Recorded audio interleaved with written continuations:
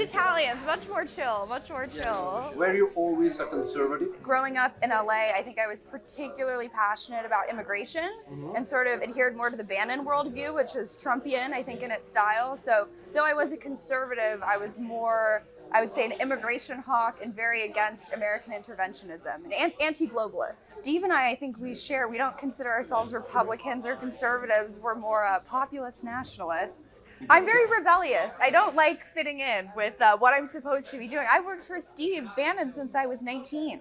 Just a couple of weeks ago, Donald Trump, his administration decided to wage a war against Harvard and foreign students. What's your take on this? It's not President Trump who is waging the war, it's Harvard who frankly I think has been waging war against this country and sort of the MAGA perception of it and certainly the MAGA movement for a very long time.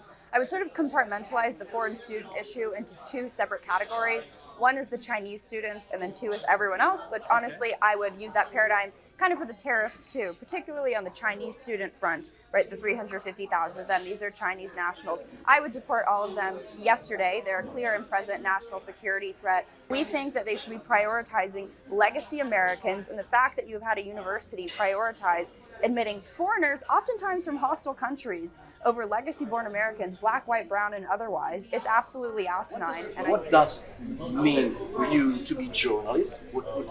And how is your relation with the guys that call the Trump administration and work for what you said legacy media? War Room and what I try to do is very different in the sense that I'm not just there to cover what the administration is doing. I want to cover what the media is doing, because here in the United States, at least the domestic outlets, the legacy ones, have always been the tip of the spear when it comes to the resistance and the opposition against President Trump. And especially in this moment, it's very critical for them because they have no institutional or government power, right? Because they lost the presidency, the House, and the Senate. So, Speaker Mike Johnson.